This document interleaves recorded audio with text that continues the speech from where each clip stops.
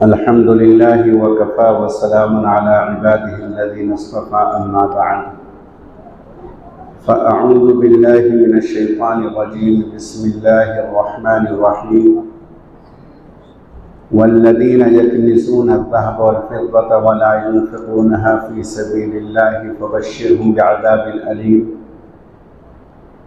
يوم يحمى عليها في نار جهنم فتقوى بها جباههم وجنوبهم وظهورهم هذا ما كنزتم لأنفسكم فذوقوا ما كنتم تكنزون صدق اللہ العلی العظیم۔ معزز سامعین حضرات گرامی، اتفاق کی بات یہ ہے کہ چند سال پہلے تک پورے مہینے کے لیے آپ کی خدمت میں میری حاضری رہتی تھی اور آپ بڑی محبت کے ساتھ، بڑی عقیدت اور گہری وابستگی کے ساتھ باتیں سنتے تھے، تشریف رکھتے تھے، اور پورے مہینے الحمدللہ تراویح کے بعد تفسیر کا سلسلہ جاری رہتا تھا۔ لیکن اتفاق یہ کہ مصروفیتیں بڑھتی گئی اور اس مصروفیت کی وجہ سے آج عشاء کی نماز کے بعد بس یہ میرا ایک ہی بیان آپ کی خدمت میں ہوگا، اور انشاءاللہ کل جمعے کی نماز میں بھی باتیں ہیں، اس کے بعد کل عشاء کی تراویح کہیں اور پڑھوں گا، پرسوں کسی اور جگہ پڑھوں گا، ختم ہوگا قرآن کریم کا، ترسوں کسی اور جگہ پڑھوں گا، اس کے بعد کروشی پڑھوں گا، اس کے بعد چند گڑھ پڑھوں گا، پھر بیلگام چلا جاؤں گا۔ اتفاق ہے، آپ حضرات کی یاد بہت آتی ہے، آپ حضرات کی جو قدردانیاں ہیں، جو محبتیں ہیں، وہ دل کے اندر بسی ہوئی ہیں، رچی ہوئی ہیں، اور جب تک اللہ نے زندگی رکھی ہے، جب تک اللہ نے یہ سانسیں باقی رکھی ہیں، ہماری یہ دعا ہے کہ اللہ رب العزت ہمارے اور آپ کے اس پیار بھرے رشتے کو برقرار رکھے، جاری رکھے، اور ہمیشہ اللہ رب العزت اس کو دوام بخشے۔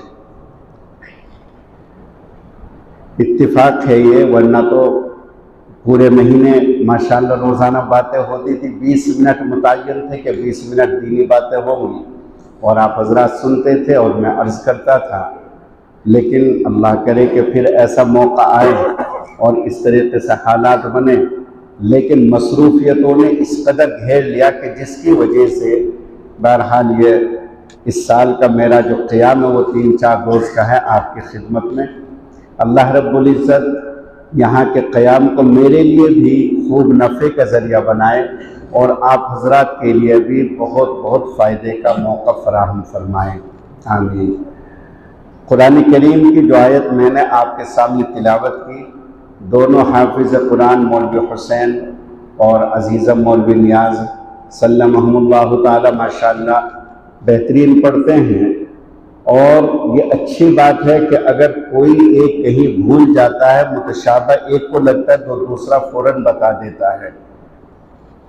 ورنہ دوستو بعض مساجد میں ایسے بھی قرآن ہو رہے ہیں کہ پیچھے سننے والا کوئی نہیں، سامع کوئی نہیں، غلطی بتانے والا کوئی نہیں، وہ جیسے چاہے پڑھے، جہاں سے چاہے پڑھے، آیت چھوڑے، رکوع چھوڑے، سورت چھوڑے، غلط سلط پڑھے، کچھ بھی پڑھے، کوئی ٹوکنے والا نہیں۔ اور میں تو آپ کو یہ بات عرض کرتا ہوں، آپ کے ذریعے دوسرے لوگوں تک بھی یہ بات پہنچاتا ہوں کہ گوکاک کی ہر مسجد میں اتنا ہونا ضروری ہے کہ جس طریقے سے پڑھنے والا تراویح سنانے والا ہو، اس کے پیچھے سننے والا بھی ہو۔ کسی ایک مسجد میں بھی یہ نہیں، مجھے ایک مسجد کے بارے میں پتہ چلا کہ ان مسجد والوں نے کہا کہ بس سنانے والا کافی ہے، سننے والے کی ہمیں ضرورت نہیں۔ تو ان سے ایک مولانا صاحب نے کہا کہ اگر غلطی آئے گی تو بتائے گا کون بتائے گا جب غلطی آئے گی؟ قرآن کریم تو اٹھا کر کے نہیں دیکھیں گے نماز کی حالت میں، کوئی نہ کوئی تو چاہیے جو غلطی بتائے۔ اور بعض مرتبہ اتنی فحش اور اتنی غلطی بڑی ہوتی ہے کہ نمازی فاسد ہو جاتی ہے۔ مثال کے طور سے ان اللہ مع المتقین یا ان اللہ مع الصابرین. مثلا امام صاحب نے پڑھا ان اللہ مع الصابرین کے بجائے ان اللہ مع الکافرین. اگر وہ جو کا تو پڑھ دیا اور اس کو ٹوکا نہیں گیا، اس کی آیت کو درست نہیں کرا تو نماز ہی ختم ہو جائے گی، نماز ہی فاسد. چونکہ اس کا مطلب یہ ہے کہ یقیناً اللہ رب العزت صبر کرنے والوں کا ساتھ دیتے ہیں، اور اگر ان اللہ مع الکافرین ہے تو اس کا مطلب یہ ہوگا کہ یقیناً اللہ تعالیٰ کافر لوگوں کا ساتھ دیتے ہیں، جبکہ غلط ہے، بالکل اپوزٹ ہے. تو میرے بھائیوں، آپ کے ذریعے میں یہ پیغام دوسرے ساتھیوں تک، دوسرے مسجد کے ذمہ داروں تک یہ پہنچانا چاہتا ہوں کہ ہر مسجد میں جس طریقے سے قرآن کریم سنانے والا عمدہ اور اچھا ہونا چاہیے، اسی طریقے سے اس کو غلطی بتانے والا بھی اچھا اور عمدہ ہونا چاہیے، جس کو قرآن یاد ہو، جو اس کو غلطی بتائے. اس لیے دو رہنے چاہیے، ایک سنانے والا اور ایک سننے والا. جیسے آپ کی اس مسجد میں ماشاءاللہ سالہ سال سے آپ کی مسجد میں تو یہی نظام ہے، بلکہ کئی مرتبہ تو ایسا ہوتا ہے کہ کئی سننے والے ہو جاتے ہیں، کئی حافظ ہوتے ہیں سنانے والے کے پیچھے. قرآن کریم کی جو آیت میں نے آپ حضرات کے سامنے تلاوت کی، اس میں اللہ رب العزت نے ایک چیز کا ذکر فرمایا کہ وہ لوگ جو خزانوں کو جمع کرتے ہیں، سونا اور چاندی جمع کرتے ہیں، اور اللہ کی راہ میں اس کا حق ادا نہیں کرتے، اس کو خرچ نہیں کرتے، وَلَا يُنْفِقُونَ فِي سَبِيلِ اللَّهِ. اللہ کے رسول صلی اللہ علیہ وسلم کو حکم ہے کہ اے محمد صلی اللہ علیہ وسلم ان کو ایسے دردناک عذاب کی خوشخبری سنا دیجئے کہ عذاب بھی اسے پناہ مانگے، عذاب بھی درد محسوس کرے، اتنا سخت عذاب. فَبَشِّرْهُمْ بِعَذَابٍ أَلِيمٍ، ایسا سخت عذاب، ایسا دردناک عذاب کہ عذاب بھی درد محسوس کرنے لگے. اتنا سخت عذاب ان کو ہوگا کہ جو لوگ اپنے مالوں کو جمع کرتے ہیں اور ان کی زکوٰۃ ادا نہیں کرتے. آگے اللہ تعالیٰ فرماتے ہیں یوم یحمى علیہا فی نار جہنم، کل قیامت کے روز ان کے اس خزانے کو جمع کیا جائے گا، اس سونے چاندی کو، ان سکوں کو جمع کیا جائے گا، اور جمع کر کے ان کو تپش دی جائے گی، آگ میں تپایا جائے گا، اور تپا کر کے ان کے چہروں کو، ان کی پیشانیوں کو اور ان کی پیٹھ کو اس طریقے سے داغا جائے گا. اگر کوئی برتن گرم ہو، بہت پہلی بات ہے، تقریباً 25 سال پہلی بات ہے، میری والدہ کا آپریشن ہوا تھا. اس زمانے میں یہ گیس سلنڈر تو تھے نہیں، اسٹوو چلتے تھے، تو میں نے اسٹوو چلایا. سخت سردی تھی، دسمبر کا اخیر کا مہینہ تھا، سخت سردی کا زمانہ تھا، تو مجھے اپنے لیے سالن گرم کرنا تھا. میں نے پلیٹ میں سالن کیا، اسٹوو چلایا، اور اس سالن کو میں نے اسٹوو کے اوپر رکھ دیا. اب جب وہ سالن گرم ہو گیا تو مجھے یہ بالکل خیال نہیں آیا کہ یہ پلیٹ بھی گرم ہو گئی. تو میں نے اس پلیٹ کو اسٹوو کے اوپر سے جو ایسے پکڑا، ایسے پکڑا تو دیکھ لیجئے پکڑتے ہی وہ پلیٹ کے کنارے میری انگلی میں گھس گئے. اتنی تیز وہ ہو گئی پلیٹ کہ یہاں فوراً ایسے جیسے میں نے سالن بھی ڈل گیا اور وہ پورا کا پورا خراب ہو گیا سالن، لیکن جو انگلی ہے یہاں نشان ایسے فوراً، یعنی کہ چند لمحوں میں 1-2 سیکنڈ کے لیے میں نے اس کو پکڑا اور بس یوں پکڑ کر کے چھوڑ دیا. تو جب ایک معمولی سا اسٹوو، اس کے اوپر برتن گرم کیا جانے والا، اس کو انسان برداشت نہیں کر سکتا، تو جہنم کے شعلوں میں اور جہنم کی آگ میں تپائی ہوئی چیز کو انسان کیسے برداشت کر سکتا ہے؟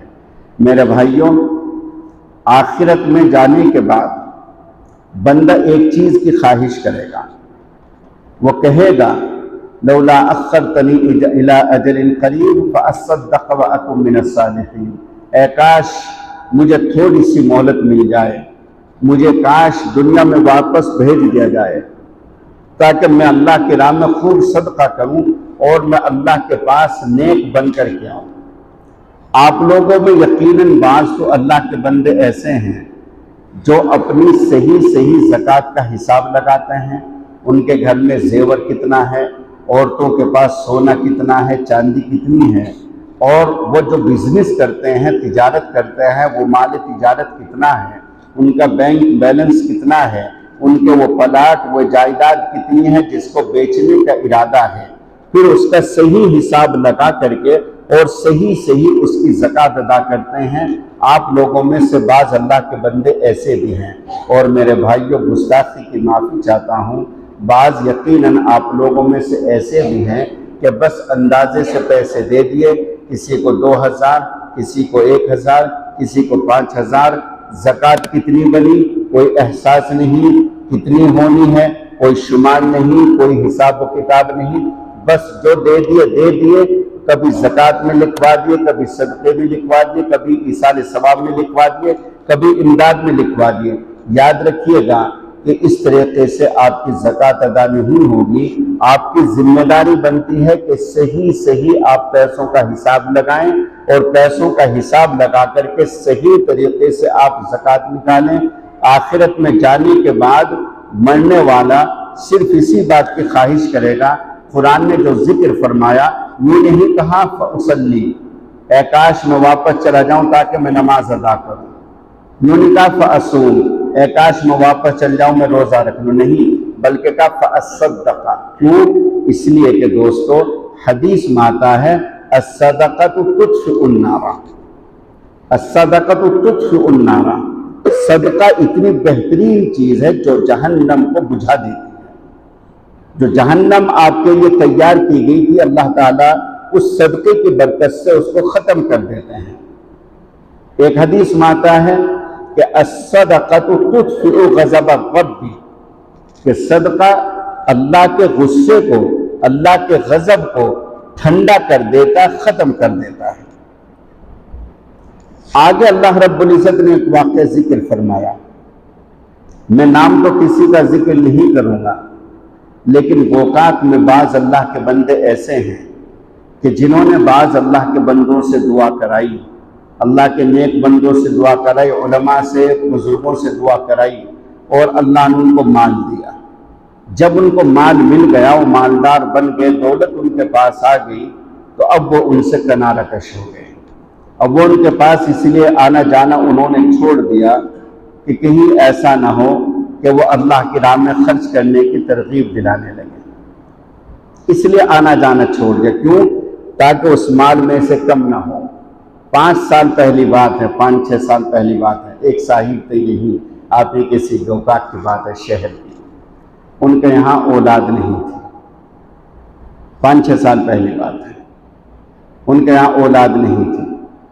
انہوں نے دھاگا بھی بنوایا، کچھ شہد وغیرہ بھی پڑھوایا، کچھ کلنجی وغیرہ پڑھوایا۔ اللہ کا شکر ہے کہ ان کا ایک بیٹا ہے، اس وقت ایک بیٹا، اور غالباً ایک بیٹی بھی ان کے یہاں ہوگی۔ اب یہ سمجھ لیجئے گا کہ اولاد ہو گئی، اور اللہ نے ان کا کاروبار بھی اچھا چلا دیا، کاروبار بھی اچھا چلا دیا۔ جب تک ان کے یہاں اولاد نہیں ہوئی تھی، ان کا کاروبار اچھا نہیں چلا تھا، تقریباً وہ ہر دوسرے تیسرے دن یہاں آیا کرتے تھے، عشاء کی نماز کے بعد بھی آتے تھے، دن میں بھی آتے تھے، اپنے ایک دوست کو ساتھ میں سفارشی بنا کر کے لاتے تھے۔ اتفاق کی بات، جس دوست کو سفارشی بنا کر کے لاتے تھے، جب وہ مالدار بنا تو اس دوست کو بھی اس نے چھوڑ دیا، اس دوست کو بھی اس نے چھوڑ دیا، اور اس نے آنا بھی چھوڑ دیا، اس نے آنا بھی چھوڑ دیا۔ قرآن کریم نے واقعہ ذکر فرمایا ثعلبہ کا۔ ثعلبہ انتہائی غریب ترین شخص تھا، صحابی تھا۔ اللہ کے رسول صلی اللہ علیہ وسلم کے پاس آیا اور درخواست کی کہ یا رسول اللہ، دعا کر دیجئے کہ میں مالدار بن جاؤں۔ میں نے یہ واقعہ آپ کو پہلے بھی سنایا، اب اس لیے سنا رہا ہوں تاکہ تازہ ہو جائے۔ درخواست کی، یا رسول اللہ دعا کر دیجئے میں مالدار بن جاؤں۔ اللہ کے رسول صلی اللہ علیہ وسلم نے فرمایا ثعلبہ، تیرا غریب رہنا ہی بہتر ہے، اس لیے کہ میں دیکھتا ہوں کہ اگر تو مالدار بن گیا تو تو فتنے میں مبتلا ہو جائے گا۔ اس نے کہا نہیں ہے اللہ کے رسول، اگر میں مالدار بن گیا تو میں خوب صدقہ کروں گا، میں نیک بن کر کے زندگی گزاروں گا۔ لَإِنْ آتَانَا مِنْ فَضْلِهِ لَنَصَّدَّقَنَّ وَلَنَكُونَنَّ مِنَ الصَّالِحِينَ، میں خوب صدقہ کروں گا، نیک بن کر کے زندگی گزاروں گا۔ اللہ کے رسول صلی اللہ علیہ وسلم نے ہاتھ اٹھائے، ثعلبہ کے حق میں دعا کی۔ اللہ کے رسول صلی اللہ علیہ وسلم کی دعا قبول ہونی تھی، ہوئی، اور ثعلبہ مالدار بننا شروع ہوا۔ مدینے میں جس گھر میں رہتا تھا وہ گھر تنگ پڑنے لگا تو اس سے بڑا گھر خریدا۔ کسی کو بری نہ لگے تو میں ایک بات عرض کروں، جب اللہ دولت دیتا ہے لکڑ محلہ اچھا نہیں لگتا۔ جب دولت اللہ دیتا ہے تو لکڑ محلہ اچھا نہیں لگتا۔ لکڑ محلے سے نکل کر کے جائیں گے بسو نگر، بمبئی چال جائیں گے۔ لیکن میرے بھائیوں، وہ اللہ کے بندے ایسے بھی ہیں کہ باوجود یہاں سے چلے جانے کے پھر یہیں سے جڑے ہوئے ہیں۔ بعض اللہ کے بندے تم میں ایسے ہیں کہ چلے گئے بسو نگر، مکان بنا لیا، رہنے لگے، لیکن ان کا آنا جانا بھی جوں کا توں ہے، ان کا اس مسجد سے تعلق بھی جوں کا توں ہے، مسجد سے وابستگی، مسجد میں دینا، وہ سب کچھ ان کا برقرار ہے۔ آپ لوگوں میں سے ایسے بھی اللہ کے بندے ہیں، اور ایسے بھی ہیں کہ جنہوں نے مکان بنا لیا تو وہیں کے ہو کر کے رہ گئے۔ اب نہ انہیں مومن محلہ یاد آتا نہ لکڑ محلہ یاد آتا، چلے گئے، وہ ٹیپو نگر چلے گئے یا تو بسو نگر چلے گئے، بڑا مکان بنا لیا، 3 منزلہ 4 منزلہ بنا لیا۔ اب نہ انہیں اپنا محلہ یاد آتا نہ اپنے پڑوسی یاد آتے۔ تو آپ لوگوں کو نصیحت کے طور سے کہتا ہوں دوستو کہ تمہیں جو اللہ تعالیٰ بخشے مال دیوے اور تم اس محلے کو چھوڑ کر کے جاؤ تو پرانی گلیوں کو فراموش نہ کرنا، پرانے پڑوسیوں کو نہ بھولنا، پرانے ان کچے مکانات کو نہ بھول جانا کہ جن مکانات میں تمہارا بچپن گزرا، تمہارے ماں باپ نے تمہاری پرورش کی، تمہارے ماں باپ نے تنگیاں اٹھائیں، تنگیاں برداشت کی، اور تمہاری جوانی وہاں آئی، تمہیں وہاں شادی بیاہ تمہارا وہاں ہوا، تمہارے بھائی لوگ، تمہارے خاندان کے لوگ اس محلے میں رہتے ہیں، اب تم اس محلے میں آنا پسند نہیں کرتے۔ آپ لوگوں میں سے کوئی ایسا نہ کرے۔ جو یہاں موجود ہیں ان کو کہتا ہوں، جو چلے گئے وہ میرا بیان سنے تو ان کو بھی اس کے اوپر عمل کرنا چاہیے کہ پرانی گلیوں کو، پرانے محلے کو، پرانے پڑوسیوں کو مالدار ہونے کی وجہ سے آدمی فراموش نہ کرے۔ مالدار بنا، اللہ کا شکر ادا کرے، اللہ کا فضل ہے، لیکن یہ ہے کہ اس حصے کو آدمی یاد رکھے جس حصے میں اس کا بچپن گزرا ہے، اس کی جوانی آئی ہے، اس کے ماں باپ نے اس کی پرورش کی، اس کے ماں باپ نے اپنی پوری زندگی یہاں گزاری۔ تو ثعلبہ نے مکان باہر لیا، بڑی زمین خریدی مدینے سے باہر، وہ بھی تنگ پڑ گیا، اور بڑا فارم ہاؤس خریدا، اور بڑا فارم ہاؤس خریدا، وہاں جا کر کے رہنے لگا۔ پہلے تو سستی یہ کی کہ نماز میں آنا بند کیا، اور اس کے بعد جب مدینے سے دور چلا گیا تو پھر جمعے کی نماز میں بھی آنا بند کر دیا۔ رسول کریم صلی اللہ علیہ وسلم نے ایک شخص کے لیے اور دعا کی تھی جس کا نام تھا حضرت سالم رضی اللہ تعالیٰ عنہ۔ حضرت سالم رضی اللہ تعالیٰ عنہ بھی بڑی جگہ خرید کر کے اپنا کاروبار کرتے تھے، لیکن دوستوں نے نماز میں آنا چھوڑا اور نہ ہی جمعے میں آنا چھوڑا۔ آدمی جو مالدار بنتا ہے وہ کہتا ہے اب میں مشغول زیادہ رہنے لگا، میں مسجد میں نہیں آ سکتا۔ جب وہ غریب تھا تب مسجد میں بیٹھ کر کے وظیفے پڑھتا تھا، پوچھتا تھا کہ میں کیا کیا وظیفے پڑھوں، خوب وظیفے جو بھی اس کو بتائے گئے خوب وظیفے پڑھے۔ جب مالدار بن گیا اب وہ وظیفے بھی ختم، وظیفے جو فرض نماز تھی وہ بھی ختم۔ ایسے تجربے میں بتا رہا ہوں، یہ کوئی ہوا کی بات نہیں ہے، جو واقعات پیش آتے ہیں پورے مشاہدات اور تجربات کی روشنی میں میں یہ سب باتیں آپ لوگوں سے سنا رہا ہوں۔ تو ثعلبہ کے پاس اور حضرت سالم کے پاس رسول کریم صلی اللہ علیہ وسلم نے اپنا نمائندہ، اپنا سفیر بھیجا، جاؤ اور ان سے زکوٰۃ لے کر کے آؤ۔ زکوٰۃ کا حکم نازل ہو چکا۔ وہ صحابی گئے، ثعلبہ کا پہلے پڑتا تھا فارم ہاؤس، حضرت سالم کا بعد میں پڑتا تھا۔ ثعلبہ کے پاس پہنچے، رسول کریم صلی اللہ علیہ وسلم کا پیغام پہنچایا۔ تو ثعلبہ نے کہا کہ مجھے زکوٰۃ نہیں، مجھے ٹیکس معلوم ہوتا ہے، ادھر خراج معلوم ہوتا ہے، خیر تم آگے چلے جاؤ، میں غور و فکر کروں گا اور اس کے بعد بتاؤں گا۔ وہ آگے چلے گئے، حضرت سالم کے پاس پہنچے۔ حضرت سالم رضی اللہ تعالیٰ عنہ نے کہا کہ واقعی میں غریب آدمی تھا، میں تندرست آدمی تھا، میرے پیارے نبی صلی اللہ علیہ وسلم نے میرے حق میں دعا کی، اللہ نے یہ سارا کا سارا مال مجھے عطا فرمایا، اس لیے جتنا تم چاہو اس میں سے لے کر کے جاؤ اور خیال کرنا کہ اچھی اچھی جو فربہ اور موٹی تازی بکریاں ہیں وہ لے کر کے جانا۔ رسول اللہ صلی اللہ علیہ وسلم کے نمائندے نے فرمایا کہ ہمیں حکم یہ ہے کہ ہم درمیانی مال لیں، نہ ہلکے والا لیں اور نہ بھاری۔ حضرت سالم نے کہا کہ اللہ کی قسم، یہ سارا کا سارا مال میرے رب نے مجھے عطا فرمایا۔ جب میرے اللہ نے مجھے اچھا مال عطا فرمایا تو میں اپنے رب کے راستے میں خراب اور درمیانی مال کیوں دوں، میں اچھا ہی مال اپنے رب کے راستے میں دوں۔ ایسے بھی اللہ کے بندے ہوتے ہیں۔ چنانچہ وہ وہاں سے بکریوں کا ریوڑ لے کر کے واپس آئے اور ثعلبہ سے ملاقات کی۔ ثعلبہ نے کہا کہ میں خود آ کر کے رسول اللہ سے ملاقات کر لیتا ہوں۔ ایسے بھی اللہ کے بندے ہیں، جب ان سے کہا جاتا ہے وہ کہتے ہیں کہ میں خود آ کر کے ملاقات کر لیتا ہوں۔ منشا ہوتا ہے کہ پیسے نہ دینے پڑیں۔ دیکھیے گا، دین کا کام تو اللہ نے چلایا ہے، اللہ چلائے گے۔ یاد رکھو دوستو، دین کا کام اللہ نے چلایا، اللہ چلائیں گے، جیسے اللہ رب العزت چاہیں گے چلتا رہے گا۔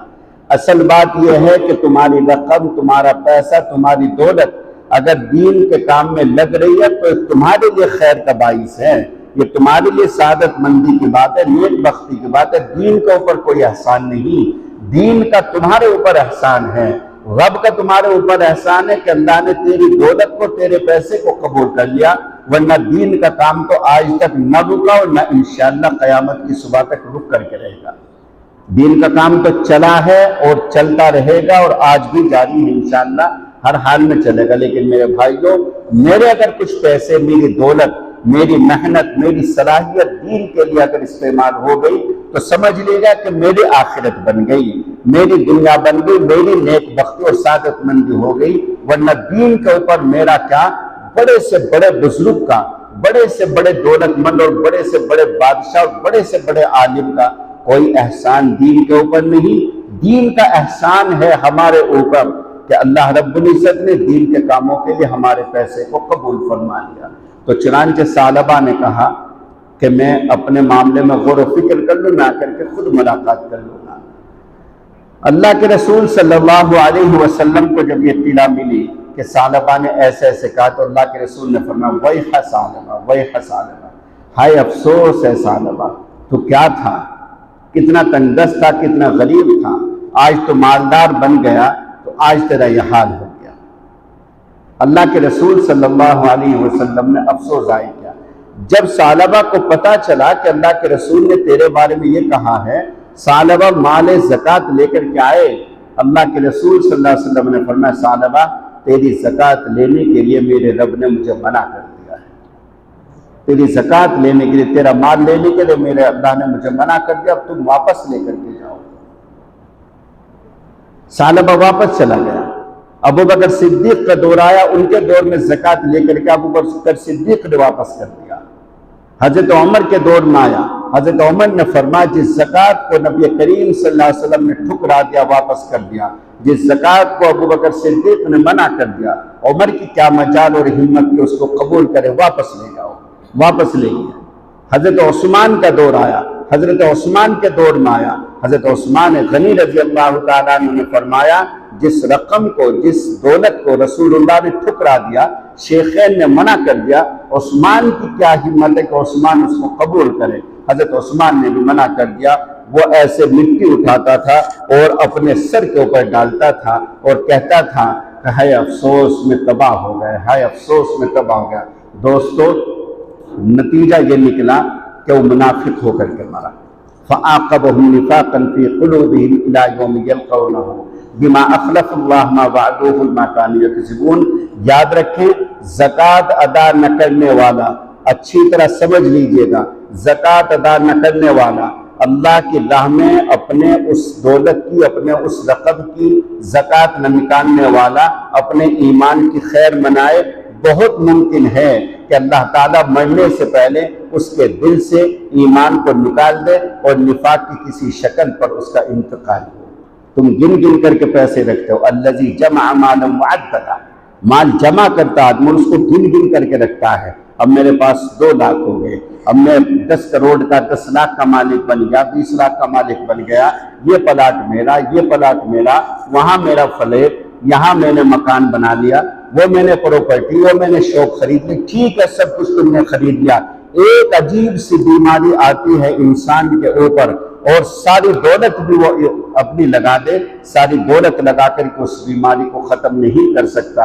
जापान की एक औरत को कैंसर हुआ, जो जापान का सबसे बेहतरीन सबसे बेस्ट हॉस्पिटल था, उस हॉस्पिटल में वो गई और डॉलर से अपना बैग भर करके ले गई और उन डॉक्टरों से कहा कि मेरा इलाज कीजिए।